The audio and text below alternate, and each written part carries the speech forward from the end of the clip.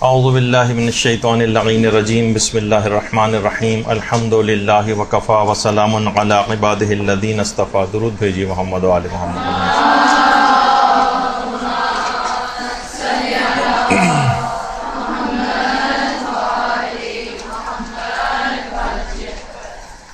آج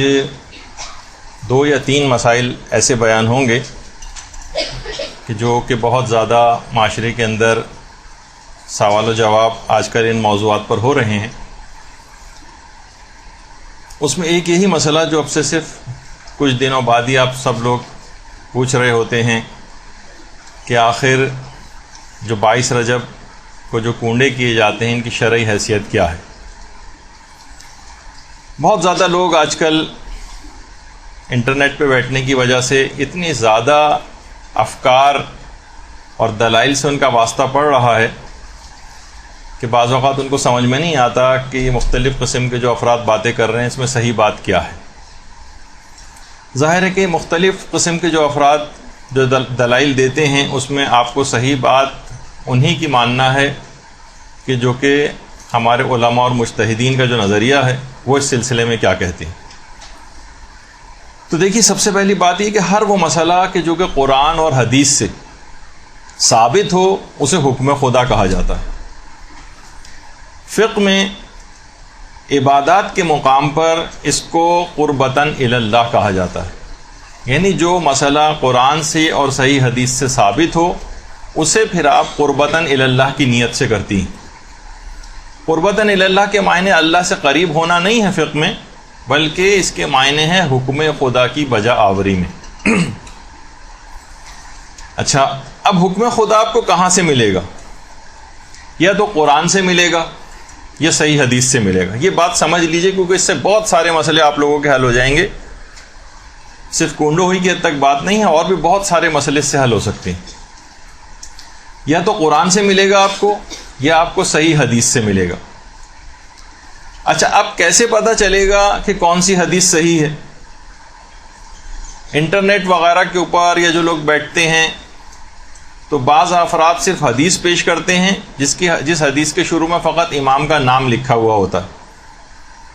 لوگ سمجھتے ہیں امام کا نام لکھا ہوا ہے بس یہ حدیث صحیح، بس اس کے اوپر عمل کرنا. امام کا نام کسی بھی حدیث کے شروع میں لکھا ہونے سے وہ حدیث صحیح نہیں ہو جاتی. یہ دیکھنا پڑتا ہے کہ واقعاً امام نے یہ بات کہی بھی ہے یا نہیں کہی. راوی کون سا ہے اس کا، کس کتاب کے اندر ہے، اس راوی وہ جو راوی ہے وہ ثقہ راوی ہے بھی یا نہیں، اس کے الفاظ حدیث کیا ہیں، اس سے ٹکرانے والی کوئی اور روایات موجود ہیں یا نہیں ہیں. اس حدیث کا قرآن سے تو کوئی ٹکراؤ نہیں پایا جاتا ہے. علماء نے اس سلسلے میں کیا دلائل جو ہے وہ پیش کیے ہیں، اس حدیث کے الفاظ کا صحیح مفہوم کیا ہے. یہ سب چیزیں کیا کوئی عام آدمی چیک کر سکتا ہے حدیث کی؟ ہرگز نہیں چیک کر سکتا. اور جو یہ چیک کرتا ہے، جو پروسیس اس کی چیکنگ کا کہلاتا ہے، اسے اجتہاد کہا جاتا ہے. یعنی کوئی مجتہد ہی ان احادیث کو سمجھ سکتا ہے کہ ان کا مفہوم کیا ہے، ان کی شرعی حیثیت کیا ہے. اچھا، آج کل ایک بڑا المیہ یہ ہو گیا ہے کہ لوگ دین میں واقعتاً جو پڑھے لکھے ہیں یعنی مجتہد افراد، ان کے اجتہاد کا انکار کر رہے ہیں اور جاہلوں کی تحقیق کے اوپر بھروسہ کرنے لگے. یعنی جو جاہل افراد اجتہاد کر رہے ہیں، بس کوئی بھی حدیث 3 4 5 حدیث کتابوں کے ریفرنس کے ساتھ دے دی، بس اس کو آتھینٹسٹی اس کی سمجھی جاتی، اور علماء اور جو مراجع ہیں ہمارے ان کے اجتہاد کو چھوڑ دیا جاتا ہے. تو بہرحال اب ایک اور مسئلہ جو ہوا جس کی وجہ سے بہت مصلحت شناس جو ہمارے علماء تھے انہوں نے اس بات کو پسند نہیں کیا تھا، خاص طور پر فقہی مسائل کی جو روایات کی حدیثوں کی جو کتابیں ہیں ان کے اردو تراجم کو. کہا کہ بہتر تو یہی تھا کہ ان کے اردو ترجمے نہ کیے جاتے یہاں کے جاہل معاشرے کی وجہ سے، ورنہ تو کتنی بھی زبانوں کے اندر احادیث کے ترجمے ہو جائیں، لیکن جو فقہی مسائل کی کتابیں ہیں ان کی تراجم جو ہیں اردو زبان کے اندر یہاں پر پسندیدہ شمار نہیں کیے گئے، کیونکہ جاہل معاشرہ بغیر کسی تفصیل میں جائے وہ صرف حدیثوں کو لیتا ہے اور بس اس کے اوپر عمل جو ہے وہ شروع کر دیتا ہے، یا یہ اس کو سوچتا ہے کہ یہ بات مجتہد کا فتویٰ اس کے برخلاف بھی اگر نظر آتا ہے. جب یہ بہت سارے سازشی عناصر نے لوگوں کو مجتہدین سے برگشتہ کرنے کے لیے باقاعدہ انٹرنیٹ پہ پوسٹ لگانی شروع کر دیں یہ دیکھیے کہ امام نے مثلاً حرام قرار دیا ہے مور کو اور جو ہے شتر مرغ کو مثلاً، اور آغا سیستانی ہے ان کے نزدیک شتر مرغ اور مور جو ہے وہ بالکل حلال ہے. اس کا مطلب ہے کہ یہ لوگ امام معصوم کے خلاف جو ہے وہ فتاوے دیتے ہیں. اب اس کی اتنی دقیق بحثیں ہیں کہ یہ چیز جانور کیسے حلال کیے جاتے ہیں، کیسے حرام سمجھے جاتے ہیں، کسی ایک حدیث کو دیکھ کر تو فیصلہ نہیں ہوتا ہے. تو یہ مسئلہ اس کے اندر بہت زیادہ شد و مت کے ساتھ آیا کہ مجتہد کی ساری زندگی کی جو زحمتیں ہیں وہ اسی بات پر ہوتی ہیں کہ وہ حدیثوں کی پرکھ رکھتا ہے، کون سی حدیث صحیح ہے، کون سی حدیث غلط ہے، اس کے پیچھے دلائل کیا ہیں، امام کی نے جو حدیث کہی ہے اس کے الفاظ کیا ہیں. لیکن کون ہے ایسا جو ان کے دلائل کو جا کر سنے، نہ پڑھتا ہے نہ اس میں کوئی صلاحیت ہے. مجتہدین اگر دلائل کو نقل بھی کریں تب بھی صلاحیت نہیں کہ آپ ان کی دلیلوں کو سمجھ سکیں. مثلا خود آغا سیستانی سے اس متعلق پوچھا بھی گیا اور کہا کہ مور جب حدیث کے اندر حرام قرار دیا گیا ہے تو پھر آپ نے حلال کس بنا پر کہا؟ تو انہوں نے کہا کہ مجتہد ظاہر ہے کہ جو مفہوم ہے خلاصے جو فتوے کا ان کے کہ جو استدلال ہوتے ہیں یہ حکم شریعت جن سے نکالا جاتا ہے یا قرآن سے، سنت سے، اجماع سے کہ جس میں امام معصوم بھی شامل ہوتے ہیں اور عقل وغیرہ سے نکالے جاتے ہیں، اور یہ کام فقط ایک مجتہد ہی کر سکتا ہے. عام عوام جو ہے اس کے اندر یہ صلاحیت نہیں، حتیٰ کہ بعض صاحبان علم کے اندر یہ صلاحیت نہیں ہے کہ وہ استنباط کر سکیں ان تمام چیزوں سے. تو بہرحال مجتہد کا کام ہے، عام افراد کے بس کی بات نہیں ہے. لیکن عام طور پر ہم یہ دیکھتے ہیں کہ عام افراد ہی اس کے اندر جو ہے وہ زیادہ کود پڑے ہیں اور ان احادیث کو باقاعدہ مجتہدین کے فتاوے کے خلاف پیش کر کر کے، جبکہ معلوم بھی نہیں ان کو کہ مجتہد درس خارج کے اندر کیسے اپنے دلائل کو ثابت کرتا ہے، ان سے ٹکرانے والی کتنی احادیث وغیرہ کو پیش کرتا ہے. دیکھیے احادیث کے سلسلے میں ہمارے جو لوگ ہیں ان کے تین گروہ ہیں. تین گروہ. ایک تو عام مومنین کا گروہ، عام مومنین. اس میں کچھ تو مومنین سادہ ہیں، بہت سادہ، بس حدیث دیکھی اور اس کو پکڑ لیا، اور کچھ باقاعدہ سازشی عناصر اس کے اندر آ گئے. عام افراد کیا کرتے ہیں کہ ہر حدیث کو پکڑ لیتے ہیں جہاں پہ امام کا نام لکھا بغیر کسی تحقیق کے، مثلا کہہ دیا کہ دیکھیے جب حدیث کے اندر یہ آیا کہ امام نے فرما دیا کہ چھپکلی کو مار کر نہانا واجب ہے، تو اس کا مطلب ہے کہ جب امام نے کہہ دیا تو اب اس میں غسل کرنا چاہیے چھپکلی کو مارنے کے بعد. کتنے ایسے افراد ہیں جو حدیث کی کتاب پڑھی اور اس کے اوپر عمل کرنا شروع کر دیا. ایک تو یہ گروہ ہے کہ اب میں آپ کو وہ بتا رہا ہوں کہ حدیثوں کے سلسلے میں ہوتا کیا ہے. ایک تو عوامی گروہ ہے، دوسرا جو گروہ ہے وہ وہابی فکر کے افراد کا ایک گروہ پیدا ہو گیا.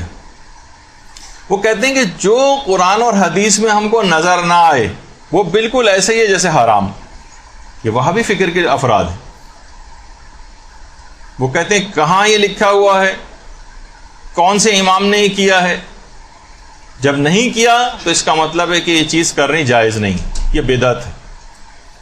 اس طرح سے کر کے یہ دوسری فکر ہے اس کے اندر. تیسرا گروہ ہے جو کہ ہمارے علماء اور مجتہدین کا گروہ،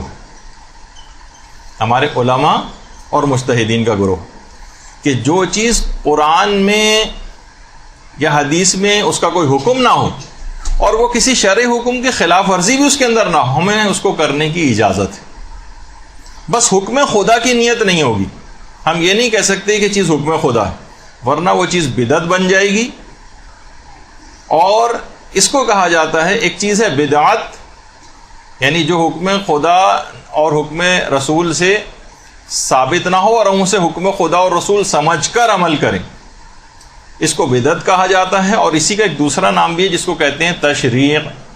یعنی شریعت بنانا. ظاہر شریعت کو بنانے کی تو کسی کو اجازت نہیں، حتیٰ کہ مجتہد کو شریعت بنانے کی اجازت نہیں. جو حکم خدا ہوگا بس وہ صرف اس کو کشف کر کے، اس کو استنباط کر کے آپ کے سامنے پیش کرے گا. اگر کسی کام کے لیے آپ یہ کہیں کہ امام نے حکم دیا جبکہ آپ کے پاس اس کی کوئی دلیل نہ ہو، اسی کو کہا جاتا ہے کام بدعت ہے. یعنی جو چیز دین سے ثابت نہ ہو اور اسے آپ کہیں کہ یہ حکم خدا یا امام کا حکم ہے، اس وجہ سے ہم کر رہے ہیں، تو یہ بدعت ہو جائے گی. اس کے لیے دو الفاظ اور آتے ہیں، اس کو کہتے ہیں، ایک کو کہتے ہیں ورود، ورود کہتے ہیں، اور ایک دوسرا اس کے لیے لفظ اور بھی ہے جسے کہتے ہیں امتثال، یعنی قصد ورود. یہ فتووں کے اندر بہت آتا ہے مثلاً آیت اللہ خوئی سے یہ بات سوال پوچھا گیا کہ قبر کے اوپر اگربتی کا جلانا کیسا ہے، تو وہاں سے یہ جواب آیا کہ بدون ورود مانے نہ دار۔ اگر آپ ورود کہتے ہیں کہ یہ چیز احادیث کے اندر وارد ہوئی ہے، یہ حکم امام کی طرف سے ہے، یہ حکم اللہ کی طرف سے ہے، یہ رسول نے حکم دیا ہے، جبکہ وہ موجود نہ ہو، لیکن اگر یہ والی نیت نہ ہو اور ہم کہیں کہ بھائی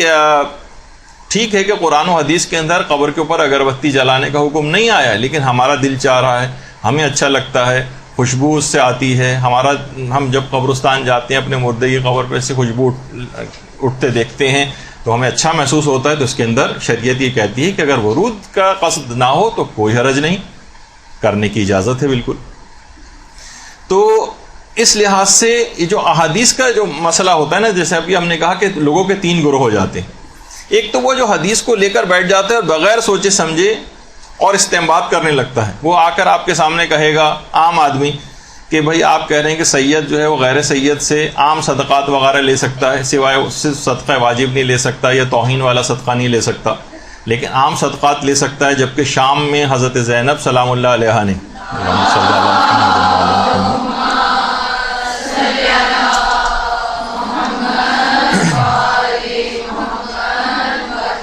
صدقے کے خرمے لینے سے انکار کر دیا تھا، تو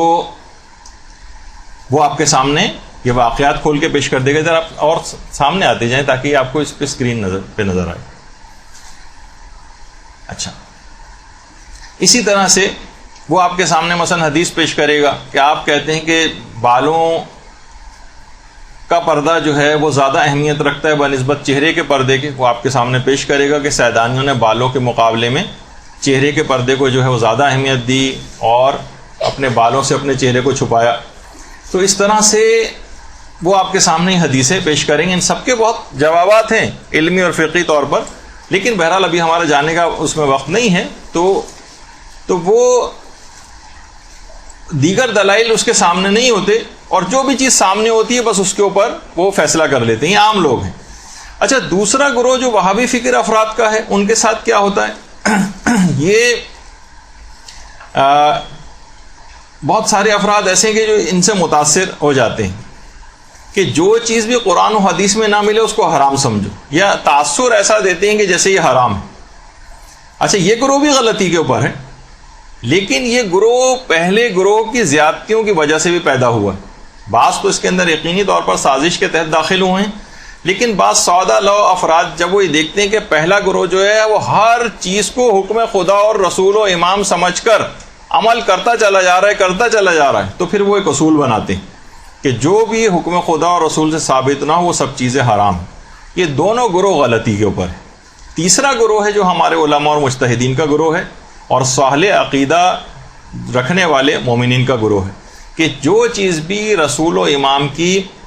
حدیث سے ثابت نہ ہو، بس وہ شریعت سے اگر متصادم نہ ہو تو نہ صرف یہ کہ اس کو کر سکتے ہیں، بس صرف شرط یہ ہے کہ آپ یہ سمجھ کر نہ کریں کہ اس کو رسول اور امام نے اس کا حکم دیا۔ مثلا یہی جس کی تفصیل ابھی آگے چل کر آئے گی، 22 رجب کے کنڈے۔ اگر آپ یہ کہیں کہ امام نے حکم دیا ہے کہ 22 رجب کے دن تم لوگ کنڈوں کی مثلا نیاز کرو، تو آپ نے اگر واقعی آپ حکم خدا، حکم رسول یا حکم امام سمجھ کر اس کام کو کریں گے تو یہ بدعت ہو جائے گی۔ آپ پہلے گروہ کے اندر چلے گئے کہ جو کہ ہر چیز کو جو بھی سامنے اس کے نظر آتی اسے حکم خدا اور رسول و امام قرار دیتا ہے۔ اچھا، اگر آپ کہیں کہ نہیں، کیونکہ 22 رجب کے کنڈوں کا حکم قرآن و حدیث کے اندر نہیں ہے، اس وجہ سے یہ کرنا صحیح نہیں ہے، کرنا جائز نہیں ہے، یہ بدعت ہے، آپ دوسرے گروہ میں چلے گئے جو وہابی فکر کے افراد کا گروہ۔ اور اگر آپ کہیں کہ ٹھیک ہے کہ رسول و امام نے حکم نہیں دیا لیکن ہمارا دل چاہ رہا ہے، بہت سے نیک کام اس رسم کے ذریعے انجام پاتے ہیں جن کی آگے چل کر بھی تفصیل جو ہے وہ آنے والی ہے، تو ہم اس نیت سے اگر اس کام کو کریں کہ ٹھیک ہے خدا اور رسول نے حکم براہ راست نام لے کر کنڈوں کا اس طرح سے نہیں دیا کہ مخصوص معین تاریخ پر اس قسم کی نیاز کی جائے، لیکن اس کے اندر بہت ساری نیکیاں اور ثواب کے کام ہو جاتے ہیں، اس وجہ سے ہم نے ایک دن مقرر کر لیا اور اس دن ہم اس طرح سے نیاز دلواتے ہیں، مومنین کو بلاتے ہیں، تو اس کا آپ تیسرے گروہ میں چلے جائیں گے جو ہمارے علماء اور مجتہدین کا گروہ ہے، جو کہتے ہیں کہ اس کو کرنے میں کوئی حرج نہیں ہے، اور کیونکہ آپ نے امام سے اس کی نسبت بھی نہیں دی ہے، نہ آپ پہلے گروہ میں جائیے نہ آپ دوسرے گروہ میں جائیے، بلکہ علماء اور مجتہدین کا جو گروہ ہے اس کے اندر آپ قصد ورود نہ کریں، اور نیاز اس انداز سے کریں تو اس کے اندر کوئی حرج نہیں۔ اب مسئلہ سارا یہ ہے کہ عمل آپ کے سامنے باقی رہ گیا ہے، نیت دماغوں سے نکل گئی کہ اصل نیت کیا کرنا ہے، کون سی نیت کرنا ہے کنڈے کرتے وقت، فقط عمل ہمارے سامنے رہا۔ اچھا، جو شروع میں جس انداز سے ابتداً یہ نیتیں رائج ہوں گی کہ بھائی کیا، تو وقت گزرنے کے ساتھ ساتھ لوگوں کے دماغ سے اصل نیت چلی گئی، تو نتیجہ یہ ہوا کہ مخالفین کو یہ کہنے کا موقع مل گیا کہ دیکھیے کہاں، اچھا اس پہ ایک اصول بھی انہوں نے بنا لی کہ جو چیز بھی ثابت نہیں ہے امام سے، رسول سے، آپ کہیں گے وہ سب چیز، تو بہت سارے وہابی حضرات نے جیسے کہنا شروع کر دیا کہ کب آپ کے کسی امام نے کہا ہے کہ مثلا جلوس کے اندر مثلا آپ ذوالجلالہ نکالیں، مثلا کسی امام نے کہا ہے کہ جو ہے وہ آپ علم جو ہے اس طرح سے بنا کر چلیں جلوسوں کے اندر، کسی بھی جگہ جب یہ نہیں کہا ہے تو پھر آپ جو بھی اس انداز سے چیزیں کر رہے ہیں سب کی سب بدعت ہیں، اور یہ جائز نہیں، کیونکہ کسی بھی جگہ ان کو نہیں کہا گیا۔ تو کتنے ہی مسائل دیکھیے رسالے عملیہ کے اندر ایسے آتے ہیں جس کے اندر لکھا ہوتا ہے کہ اس عمل کو رجائے مطلوبیت کی نیت سے کیا جا سکتا ہے، رجائے مطلوبیت، امید ثواب میں۔ ٹھیک ہے، وہ چیز قرآن و حدیث سے اتنی زیادہ ثابت نہیں ہے، لیکن پھر بھی اس کے اندر ایک رجحان شرعی پایا جاتا ہے، یعنی آپ اس کام کو کر لیں امید ثواب میں، بس نیت یہ نہ کریں کہ اس کا خدا اور رسول نے حکم دیا۔ تو بہت سارے افراد ایسے ہیں جو آج کل کچھ پڑھے لکھے حضرات بھی ہیں اسکالر ٹائپ کے، وہ کسی بھی مسئلے کو اٹھاتے ہیں اور اپنی حتمی رائے دیتے ہوئے یہ کہہ دیتے ہیں کہ یہ چیز ثابت نہیں۔ دیکھیے فقہا نے بھی اس کو رجائے مطلوبیت کی نیت کہی ہے کہ رجائے مطلوبیت کی نیت سے کر سکتے ہیں، کہ اس کا مطلب ہے ثابت نہیں ہے، بیکار۔ تو رجائے مطلوبیت کو سمجھا جاتا ہے کوئی بیکار سی چیز ہے، کوئی فضول قسم کی چیز ہے معاذ اللہ، کہ ثابت نہیں ہے تو بس ایسے ہی ہے، اس کا کوئی حقیقت اور حیثیت نہیں، اس کے اندر ایک رجحان شرعی پایا جاتا ہے، یعنی اس کو کام کو کرنے میں امید ثواب ہے آپ کے پاس، نہ کہ اس کے ترک میں امید ثواب آپ رکھیں، اس کو کرنے میں امید ثواب رکھیں۔ اسی طریقے سے بھی جو کچھ عرصے پہلے ہی یہ جو رجائے مطلوبیت کے حوالے سے ابھی کچھ عرصے پہلے اعمال نوروز کے حوالے سے بھی بہت ساری ہمارا ایک درس بھی ہوا تھا، تو اس میں یہ چیز بھی بات بیان کی گئی تھی کہ اس کے بہت سارے اعمال ایسے ہیں نوروز کے کہ جو فقہا نے کہا ہے کہ رجا کی نیت سے اس کو کریں، بلکہ کچھ اعمال تو نوروز کے ایسے ہیں جس میں مدرسے نے ایک پوسٹ بھی باقاعدہ بنا کر لگائی تھی کہ اس کا جو روزہ ہے عید نوروز کے دن کا، یہ تاکیدی مستحب ہے علماء کے فتوے میں۔ البتہ جو دیگر علماء ہیں اور جو غسل وغیرہ کے سلسلے میں یا نمازوں کے سلسلے میں وہ رجائے مطلوبیت کی نیت سے نوروز کے دن کی جو نماز ہے یا غسل وغیرہ ہے رجائے مطلوبیت کی نیت سے کر سکتے ہیں۔ تو اس کے اوپر مثلا یہ کوئی یہ تاثر دے کہ نہیں کوئی فضول اور بیکار چیزیں ثابت ہی نہیں ہے اسلام کے اندر، اور اس کو جو کرتا ہے وہ تقریباً بدعت جیسا عمل جو انجام دے رہا ہے، تو یہ طریقہ کار صحیح نہیں۔ تو تقریباً اس طرح کا کوئی پورا لکھ دیا جائے، آرٹیکل بنا کر لکھ دیا جائے اور تاثر اس کے اندر یہ دیا جائے، اب ظاہر ہے کہ لوگوں کو یہ تاثر ملے گا کہ یہ چیزیں ناجائز ہیں، کیونکہ دیکھیں رجائے مطلوبیت سے علماء نے لکھی ہے، لہٰذا عمل ثابت نہیں ہے، اور جو عمل ثابت نہیں اس کو اگر آپ کریں گے تو یہ صحیح نہیں ہے اس کو کرنا۔ اب چاہے رفع تہمت کے لیے عالمانہ طور پر ایک آدھ جملہ اس کے اندر ایسا لکھ دیں کہ نہیں مباح کی نیت سے کرنے کی اجازت ہے، تو لیکن اوور آل جو تاثر بنتا ہے وہ تو یہی ہے کہ کام جائز نہیں۔ تو بہرحال دیکھیے اس لحاظ سے کنڈے ایک اچھی رسم ہے، یہ ایک مباح رسم ہے، لیکن یہ اپنے اندر بہت زیادہ مستحبات رکھتی ہے۔ جیسے عزاداری کے متعلق کہا جاتا ہے کہ عزاداری اگرچہ مستحب ہے، مگر جیسے کہ حوزہ علمیہ قوم کے جو بانی تھے جنہوں نے باقاعدہ قائم کیا ہے شیخ عبد الکریم حائری، شیخ عبد الکریم حائری یہ کہتے تھے کہ عزاداری ایک ایسا مستحب ہے جو اپنے اندر ہزاروں واجبات رکھتا ہے۔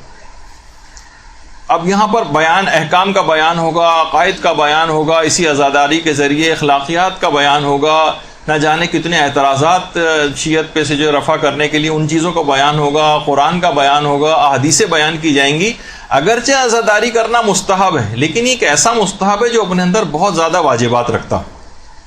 حالات حاضرہ اس کے اندر بیان کیے جاتے ہیں۔ اور یہی وجہ ہے کہ کسی بھی مجتہد نے آج تک رجب کے کنڈوں کی نیاز کو نہ تو حرام قرار دیا ہے، نہ مکروہ قرار دیا ہے، اور نہ ہی ناپسندیدہ قرار دیا ہے، نہ ہی ایسا کوئی مشورہ آپ کو دیا ہے کہ ہم مشورہ دیتے ہیں, ہم نصیحت کرتے ہیں کہ مومنین اس کام کو نہ کریں کیونکہ یہ کام مثلا ثابت نہیں, ایسا نہیں. تو اگر کوئی برادر مومن اس نیت سے اس کو انجام دیتا ہے کہ باقاعدہ امام صادق نے اس کا کوئی اللہم صلی علی محمد و آل محمد,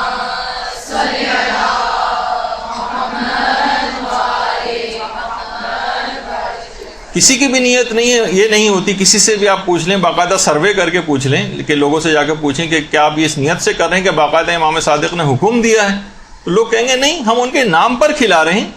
لیکن حکم وغیرہ کا تو ہمیں پتہ نہیں کہ دیا یا نہیں دیا, لیکن ہم امام کے نام پر لوگوں کو یہ چیزیں کھلاتے ہیں. امام کی خوشنودی کے لیے, اللہ کی خوشنودی کے لیے, اس کے رسول کی خوشنودی کے لیے ہم یہ چیزیں کھلا رہے ہیں. سادہ سی نیت ہوتی.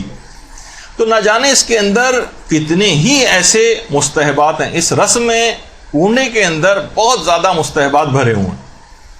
اور اگر الگ الگ بھی اگر آپ ان کو دیکھیں, ہر اتنے سارے ابھی جو مستحبات آپ کے سامنے میں لسٹ کے طور پر بھی پیش کروں گا جو اس رسم کے اندر پائے جاتے ہیں, یہ سب الگ الگ جب مستحب ہیں تو ان سب کا مجموعہ یہ کوئی بدعت یا ناپسندیدہ چیز کیسے ہو جائے گا. جب اس کا جز جو ہے,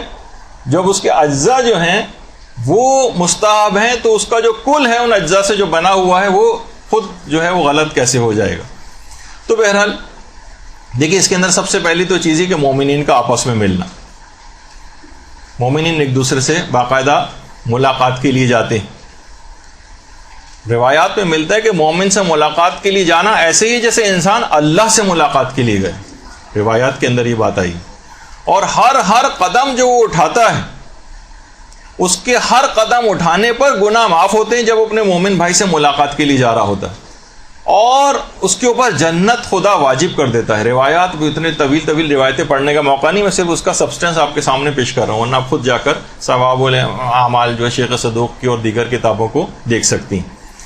تو مومنین کا آپس میں ملنا یہ کنڈے کے ذریعے ہوتا ہے. اسی طریقے سے مومنین ایک دوسرے کو آتے ہیں, ظاہر سلام کرتے ہیں. 70 نیکیاں تو ویسے سلام کرنے والے کو جو ہے وہ مل جاتی ہیں. اور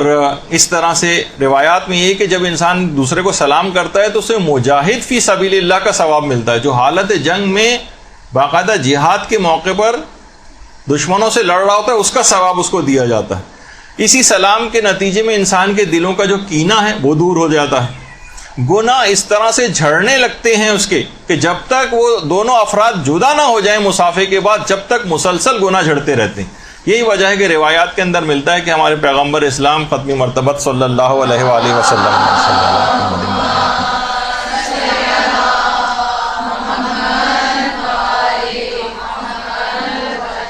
پیغمبر اسلام اس وقت تک مصافحے کے بعد اپنا ہاتھ اس وقت تک نہیں ہٹاتے تھے جب تک کہ دوسرا شخص اپنے ہاتھ کو نہیں کھینچ لیتا تھا. یعنی جس وقت تک وہ مصافحہ کرتے رہتے ہیں مسلسل ان کے گناہ جو ہے وہ جھڑتے رہتے ہیں. ہماری تعلیم کے لیے پیغمبر اس طرح سے کیا کرتے تھے. تو مصافحے کے اعتبار سے بھی یہی بات ہے کہ مومنین آپس میں ایک تو سلام کرتے ہیں, اس کے بعد مصافحہ کرتے ہیں. مصافحے کے اندر بھی آپ نے دیکھا کہ دلوں سے کینہ دور ہو رہا ہے, اور جو ہے وہ اتنا زیادہ جو ہے ثواب اس کے جو ہے وہ دیے جا رہے ہیں. اسی طریقے سے اچھا مصافحے انسان واقعی دلوں کا کینہ سے دور ہوتا ہے. روایتوں کے اندر جب یہ بات بیان کی گئی, البتہ وہ سیاسی قسم کا مصافحہ نہ ہو جس کے اندر کچھ اور طرح کا دل میں خیالات ہوتے ہیں اور آپ بظاہر ہاتھ ملایا جا رہا ہوتا ہے. اچھا, پھر اس کے بعد جو اگلا جو اس کے اندر مستحب ہے کہ مومنین کا آپس میں معانقہ کرنا اور گلے ملنا. دیکھیے اچھا, جب وہ جاتے ہیں تو معانقہ ہوتا ہے, اور بہت سے عالم حضرات کہتے ہیں کہ جب کنڈے کھا کے واپس آ رہے ہوتے ہیں تو پھر مباتنہ ہوتا ہے. پیٹ اتنا پھول چکا ہوتا ہے کھانا کھانے کے بعد, پھر گلے ملنے کے بجائے پیٹ آپس میں ملتے ہیں ان کے. تو بہرحال اب یہ ہے کہ یہ خود روایات کے اندر یہ بات آئی ہے کہ مومنین کا آپس میں گلے ملنا, اس سے بھی جتنی دیر وہ گلے ملتے ہیں اتنی دیر مسلسل ان کے گناہ جھڑتے رہتے ہیں. تو اس کے اندر یہ والی چیز بھی ہوتی ہے عام طور پر جب کنڈوں میں جاتے ہیں کسی کے ہاں, تو اس طرح سے. اسی طرح سے پھر مومنین کا کھانا کھلانا, کسی بھی مومن کو کھانا کھلانا, روایت میں یہ بات آئی ہے کہ ایک مومن کو بھی اگر انسان کھانا کھلاتا ہے تو اس کا ثواب اتنا ہے کہ جیسے 1,00,000 لوگوں کو کھانا کھلانے کے برابر. تو کتنے لوگ کنڈوں کی اس رسم کے اندر آتے ہیں کھانا کھا کر جاتے ہیں, اور ایک روایت میں یہ بھی ہے کسی مومن کو کھانا کھلانے کا ثواب ایسے ہی ہے جیسے تمام انبیاء، پیغمبر اور تمام صدیقین کو اس نے کھانا کھلایا. تو دیکھیے کتنا زیادہ اس کے اندر ثواب ہے. اسی طرح سے پھر مومن کو شیرینی کھلانا. اب معلوم ہے کہ لنچ ٹائم پہ ایسی تصویریں آپ لوگوں کو نہیں دکھانی چاہیے، لیکن بہرحال یہ کہ کنڈے کی بات ہو رہی ہے تو اس میں کیسے ممکن ہے کہ یہ سب تصویریں جو ہے وہ نہ دکھائی جائیں آپ کو. تو شیرینی کھلانے کا اتنا ثواب ہے کہ روایات میں ہے کہ جو شخص کسی مومن کو شیرینی میٹھی چیز کو ہی کھلاتا ہے تو سکرات موت سے اس کو نجات مل جاتی. سکرات موت کے وقت کی جو سختیاں ہیں وہ اس کے اوپر سے بالکل نہیں ہوں گی، جو جس وقت حالت احتضار ہوتی. کتنا زیادہ کروشل اور کتنا زیادہ سخت ترین مرحلہ ہے سکرات موت کا، کہ عرفاء کے دل ٹکڑے ٹکڑے ہو جاتے ہیں. اس موقع پر ہی فیصلہ ہو جاتا ہے اکثر چیزوں کا. جس وقت سکرات موت کی کیفیات طاری ہوتی ہیں تو اس موقع پر جتنی بھی سختیاں ہوں گی وہ مومن کو شیرینی کھلانے سے خوشنودی خدا کی خاطر اگر یہ والی نیت ہو تو انسان جو ہے اس عظیم ثواب اور فائدے کو جو ہے وہ حاصل کر لے گا. اچھا، اسی طرح سے مثلا مومن کو پانی پلانا، پانی پلانے کا بہت زیادہ ثواب. اس میں پانی بھی آ کر پیا جاتا ہے. روایتوں میں ہے کہ جنت کے جو رحیق مختوم جو چشمہ ہے وہاں سے اس کو سیراب کیا جائے گا. اور روایت میں یہ بھی ہے کہ سب سے پہلے قیامت کے دن سب سے پہلے جس عمل کا اجر آپ کو دیا جائے گا اور فائدہ وہ پانی پلانے کا ہے. یعنی دیگر تمام اعمال آپ کے ایک طرف ہو جائیں گے اور سب سے پہلا جو ثواب آپ کو دیا جائے گا، سب سے پہلا فائدہ اعمال کا دیا جائے گا وہ آپ پانی پلانے کا. روایت کے اندر یہ چیز آئی. اور ایک روایت میں یہ بھی کہ اگر کوئی شخص کسی کو پانی پلاتا ہے تو جنت کے تمام دروازے اس کے لیے کھول دیے جائیں گے کہ جس دروازے سے چاہے اندر داخل ہو جائے. دیکھیے یہ سب بھی کنڈوں کے اندر ہوتا ہے. یعنی اس کے اجزاء اگر آپ دیکھیں الگ الگ تو کتنی زیادہ آپ کو ثواب ملتا ہے. اسی طرح سے مومن کا اکرام کرنا، اس کی عزت کرنا. یعنی پیغمبر نے باقاعدہ وصیت کی تھی، امیر المومنین کی وصیت تھی، شہزادی فاطمہ تو زہرا سلام اللہ علیہ کی وصیت تھی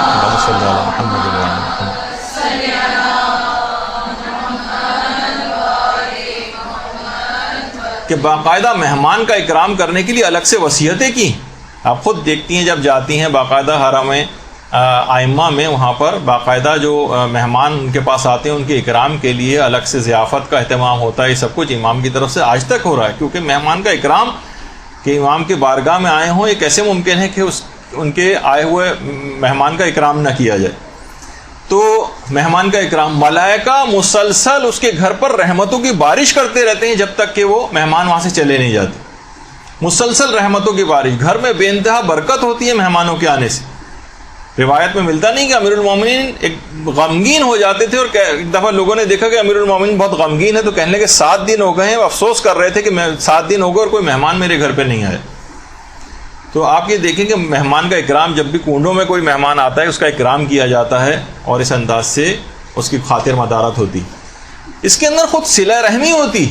کتنے رشتہ داروں کو جو ہے بلایا جاتا ہے. روایتوں میں ہے کہ اگر کوئی رشتہ داری نبھانے کے لیے صلہ رحمی اگر کسی سے کرتا ہے، ملاقات کے لیے جاتا ہے مثلا، تو 100 شہیدوں کا ثواب اس کو دیا جاتا ہے.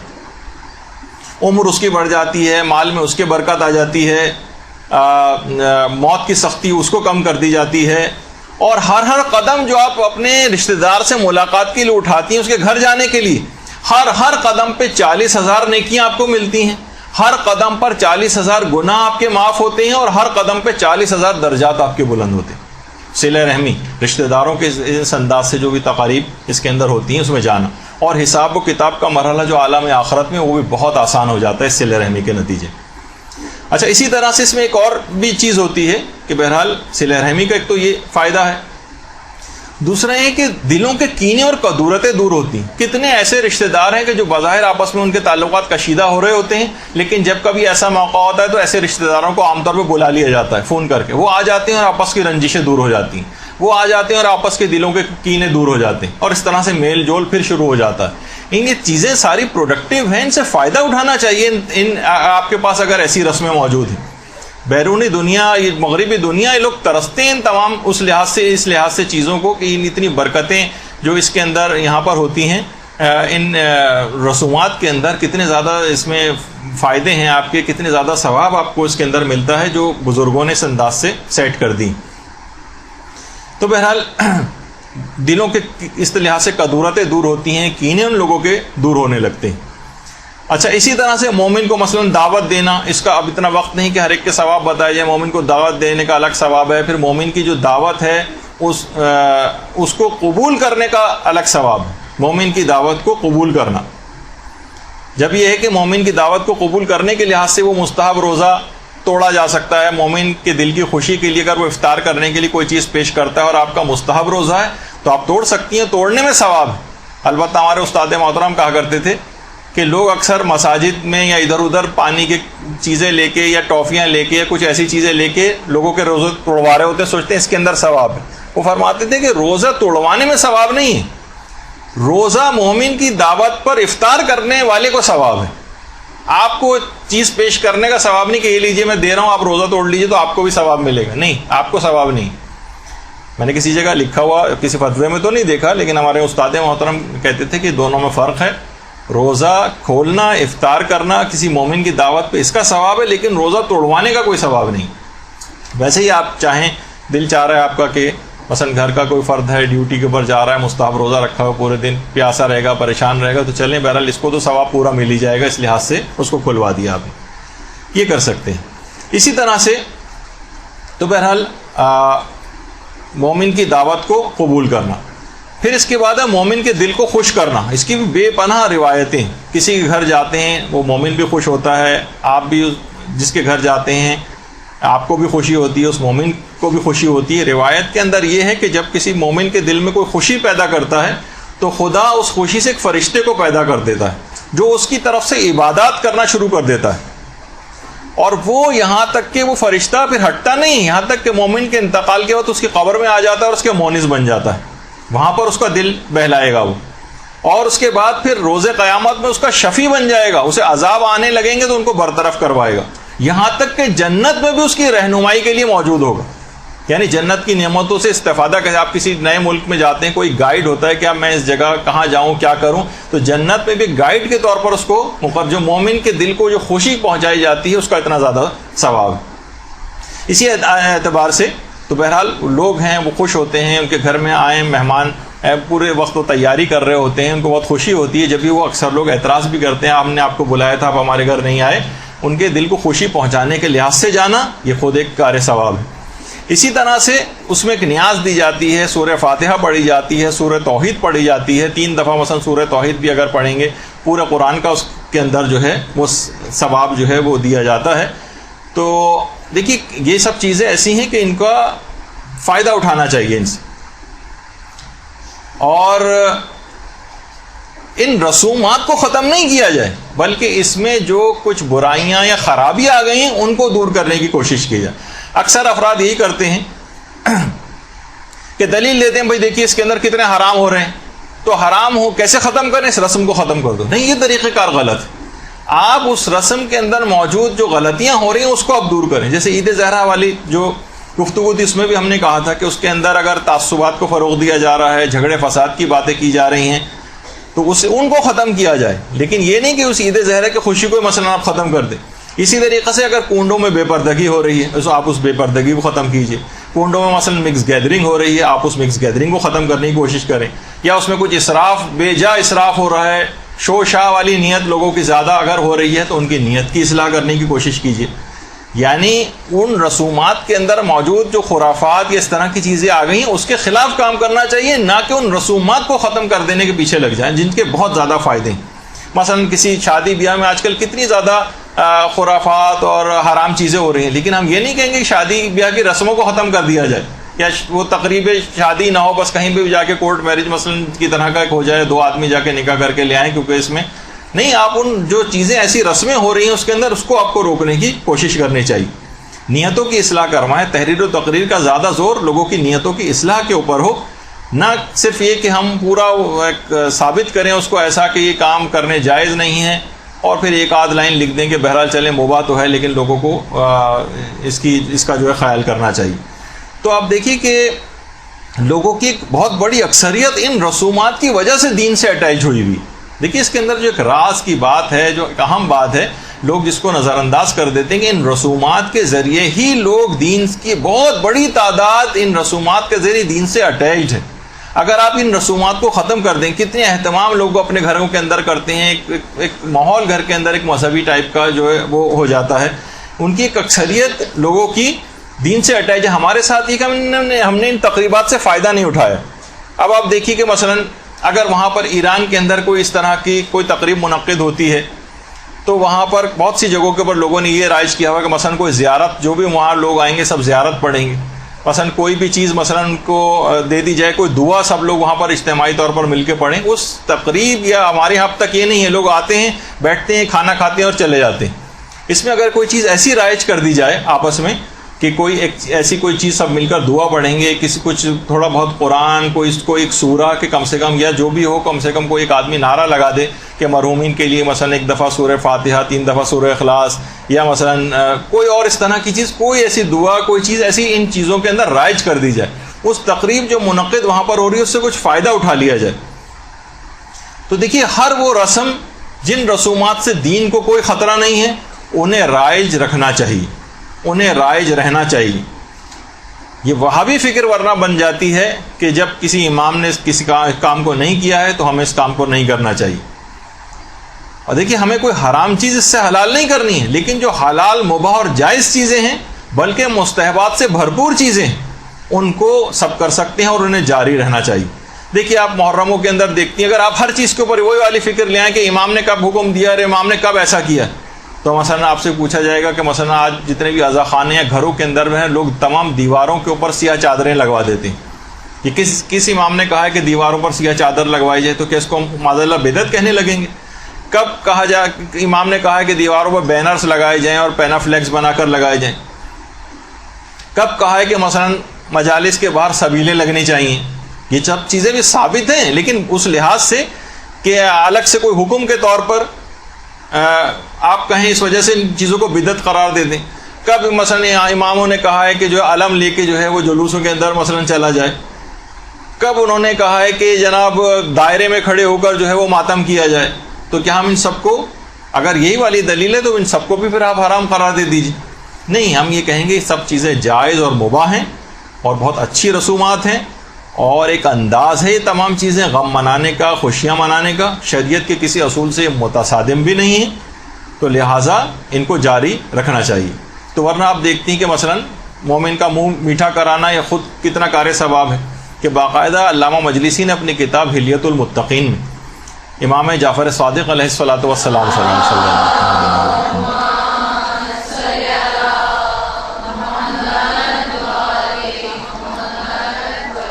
باقاعدہ روایت ان سے نقل کی ہے کہ امام اکثر ایسی دعوتیں کیا کرتے تھے، اس میں عمدہ روٹیاں ہوتی تھیں، نفیس فیرینی کھلایا کرتے تھے اور لذیذ حلوہ کھلایا کرتے تھے لوگوں کو۔ اور امام فرماتے تھے خدا جب ہمیں فراخی عطا کرتا ہے تو ہم بھی فراخ دلی سے لوگوں کو کھلاتے ہیں، اور جب کم میسر ہوتا ہے تو اس میں ہم بھی کفایت کرتے ہیں، بس جتنا ہوتا ہے اتنا کھلا دیتے ہیں۔ تو اسی طرح سے یہ جو کہا جاتا ہے نا کہ دسترخوان امام حسن علیہ الصلوۃ والسلام، اللہم صلی علی محمد،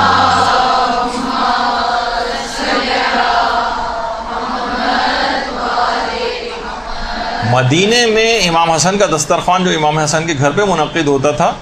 باقاعدہ لوگ اس میں آ کر کھانا کھا کر جاتے تھے، مستقل دسترخوان بچھا رہتا تھا۔ یہ جو تصویر آپ کے سامنے میں، اس میں ایک تو سیدھے ہاتھ کی طرف کچھ پلر نما کھڑے ہوئی ہیں چیزیں، اس میں الٹی طرف جو پلر ہیں، الٹے ہاتھ کی طرف،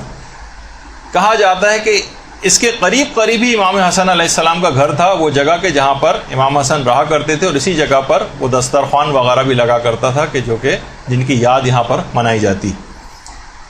تو اس لحاظ سے یہ تمام چیزیں، آپ بتائیے مومنین نے اگر اس سنت کو زندہ کیا ہوا ہے کہ امام کے ہاں ایسا دسترخوان ہوتا تھا، امام کی یاد میں ایسا دسترخوان کوئی قائم کر رہے ہیں اور ایک نیاز امام حسن کی دلوا رہے ہیں، تو اس کو فوراً آپ یہ کہنا شروع کر دیں کب یہ ثابت ہے، بتائیے کون سی روایت کے اندر آیا ہے کہ امام حسن نے ایسا حکم دیا ہو۔ امام کے اپنا تو طریقہ کار تھا نا کہ امام اس طرح سے کھلواتے تھے، ان کے نام پر ان کی سنت کو زندہ کرنے کے لیے لوگ اس کام کو کرتے ہیں۔ تو ایک لحاظ سے اگر کوئی چیز مباح بھی ہو تو اچھی نیت سے اس کو مستحب بھی بنا سکتے ہیں۔ باقاعدہ آیت اللہ سیستانی سے ایک استفتاء بھی کیا گیا تھا، تو آغا سیستانی نے اس میں فرمایا تھا کہ عمل کا ثواب انسان کی نیت اور قابلیت پر منحصر ہوتا ہے، ممکن ہے کہ ایک عمل مباح بھی ثواب کا باعث بن جائے. آپ کی اگر نیت اچھی ہے اس کام کو کرنے کے لیے، پانی اس وجہ سے پی رہی ہیں، کھانا اس وجہ سے کھا رہی ہیں تاکہ میں تبلیغات زیادہ کروں، میرے جسم کے اندر توانائی پیدا ہو جائے، تو یہی مباح چیز کار ثواب بن جائے گی. تو یہ آپ کی اپنی صلاحیت کے اوپر ہے کہ آپ مباح چیزوں کو کیسے مستحبات کے اندر تبدیل کر لیتے ہیں. یہ بھی کار ثواب کی چیزیں بن جاتی ہیں، تو مباح چیزوں کو بھی تبدیل کیا جا سکتا ہے. تو اسی لحاظ سے مثلا جو لوگ یہ کہتے ہیں کہ جناب ٹھیک ہے، جب یہ نیاز کبھی بھی ہو سکتی ہے تو اپنے 22 رجب کا دن ہی اس کے لیے کیوں فکس کیا ہوا ہے؟ بھائی کبھی بھی ہو سکتی ہے نا، تو 22 رجب کا فکس کیوں کیا ہوا ہے؟ تو دیکھیے اس وجہ سے کیا ہوا ہے کہ امیر المومنین کا خود یہ جملہ ہے کہ اپنے امور کو منظم کرو، ان کی وصیت ہے باقاعدہ. تو کسی بھی اچھی رسم کے اجرا کے لیے اگر اس کی کوئی تاریخ خود سے مقرر کر لی جائے تو اس میں کیا قباحت والی بات ہے؟ دیکھیے محرم کتنا ایام اعضاء کتنے طویل چلتے ہیں محرم میں، لیکن ابتدائی جو 10 دن ہیں، عاشورہ ہے، 10 دن کے بعد کیا آپ کا کوئی غم کم ہو جاتا ہے؟ بلکہ 11 محرم کو تو آپ کا اس لحاظ سے غم بڑھ چکا ہوتا ہے کہ امام حسین جو کل تک زندہ تھے آج کی تاریخ کو شہید ہو چکے ہیں، اور کاروان اور پورے خاندان اہل بیت کی اسیری کا غم اور اس کے اندر شامل ہو جاتا ہے، شام غریبہ کا غم اور شامل ہو جاتا ہے. لیکن پھر بھی 10 دنوں کو خصوصیت کے ساتھ اہمیت حاصل. اسی طریقے سے مثلا ایام فاطمیہ جو منائے جاتے ہیں، 6 دن آپ ایام فاطمیہ مناتے ہیں، ایام فاطمیہ اول اور دوم کے نام سے، یعنی جمادی الاول کے 3 دن ہیں اور 3 دن جمادی الثانی کے منائے جاتے ہیں. 13، 14، 15 ایام فاطمیہ اول ہیں، 13، 14، 15 جمادی الاول کے 3 دن، اور اس کے بعد 3، 4 اور 5 جمادی الثانی یا ایام فاطمیہ دوم جنہیں کہا جاتا ہے. کیا کسی روایت کے اندر یہ آیا ہے کہ ایام فاطمیہ 6 دن کے لیے منائے جائیں؟ نہیں، علماء نے خود طے کر لیا اس کو کہ ایک منظم کرنے کے لیے کہ باقاعدہ طور پر شہزادی کے مظالم کو اور ان کے غم کو تازہ کرنے کے لیے ان 6 دنوں کو فکس کر لیا. تو آپ یہ کہیں کہ نہیں ایام فاطمہ کے لیے قرآن و حدیث کی کوئی دلیل دکھائیے کہ 6 دن ہی ایام فاطمہ منائے جائیں، تو یہ آپ کی غلط فہمی ہوگی، غلطی ہوگی. اور دیکھیے ایک اور بھی بات علماء نے لکھی کہ بعض اوقات بعض دشمنان اہل بیت کی موت کی خوشی میں بھی مومنین نے کچھ رسومات کو جاری کیا، لیکن اگر اسی دن جس دن وہ دشمن اہل بیت مثلا مرا ہو اسی دن اگر خوشی منائیں گے تو شیعت تو دیکھیے ہمیشہ سے تعصبات کا آج تک شکار چلی آ رہی ہے. 14 سال سے کتنی قتل و غارت گری نہیں کی گئی ہے، تقیہ کے ادوار مستقل چل رہے ہیں اور ابھی تک جاری و ساری ہے. تو اس میں اگر اس دن سے ہٹ کر کوئی دن مقرر کر لیا جائے تاکہ ہم اپنی خوشی بھی منا لیں اور ہم پر یہ الزام بھی نہ لگے کہ مثلا کوئی جو کہ فتنہ و فساد کا باعث ہو جائے. تو علماء نے ایک رجحان یہ ظاہر کی کہ بہت سی تاریخیں ایسی ہیں جو آگے پیچھے کر دی گئی ہیں، وہ اب تاریخ کے اندر اتنا محفوظ نہیں ہو سکی، لیکن ہو سکتا ہے کہ ان کے پیچھے یہی بات ہو کہ ان دشمنان اہل بیت کی موت کی خوشی کی وجہ سے ان تاریخوں کو آگے پیچھے کیا گیا ہو. تو بہرحال اسی طریقے سے جو کہا جاتا ہے کہ جناب 22 جمادی الثانی ہے، اس میں امام حسن علیہ السلام کی جو نظر وغیرہ دلوائی جاتی ہے، تو اس کے لیے الگ سے کوئی حکم نہیں ہے، لیکن ان کی یاد میں اور ان کے امور کو منظم کرنے کے لیے اپنے ایک دن مقرر کر دینا ایک بہت بہتر عمل ہے، اس میں کوئی قباحت نہیں ہے. اور البتہ لوگوں کی بہرحال معلومات کے لیے، لوگوں کی نیت کی اصلاح کے لیے صاحبان علم کو صحیح اور حقیقی نیتیں یہ لوگوں کو بتاتے رہنا چاہیے. تو دیکھیے یہ جو دسترخوان امام حسن کا بھی جو تذکرہ ہوا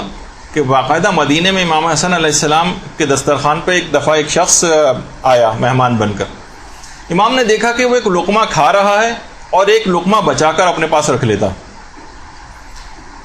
تو امام نے کہا یہ شخص کیا تو صاحب عیال ہے؟ یعنی ایسا تو نہیں کہ تو اپنے گھر والے تیرے بھوکے ہیں تو ان کو کھلانے کے لیے اپنے پاس بچا بچا کے لے جانا چاہ رہا ہے؟ اس نے کہا نہیں مولا، میں نے مسجد کے باہر ایک شخص کو سوکھی روٹی کھاتے دیکھا ہے، چاہتا ہوں کہ میں اس کی مدد کروں. امام حسن تڑپ گئے اور کہا ہے بھائی وہ میرے بابا علی مرتضیٰ علیہ الصلوۃ والسلام. اللہم صلی علی محمد وعلی محمد.